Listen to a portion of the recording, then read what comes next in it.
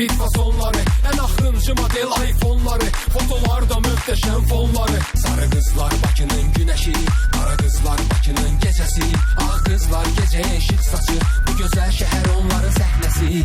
Brand geyimlər cooldu cool, qaş noktalı kosmetika pool, maşın altında boldu full, buna dözüman impossible. Kabluklar tak tuk tak tak tuk, ritmine döyülür Bakının yüreği, gözlerde alışır ne pık kapık, sazların arayır Bakının güleği. Bakının kara gözlü kızları, güler yüzlü kızları, şirin sözlü kızları. Bakının kara gözlü kızları, güler yüzlü kızları, şirin sözlü kızları. Kaçırmaz yeni stil, yeni trendy, Gucci, Chanel, Prada, Zara, Fendi, Topic blazer, skinny jeans, high heels, görünüşü sensation, fashion frenzy. Selfie çek, filtre at, şebekede paylaşım, artsın like. Təbii vacib değil, on the vibe, cazibeli dodaklar, bakış spike. Hanı silikonsuz dodaklar, kırmızı botoksuz yanaklar, çoxalıb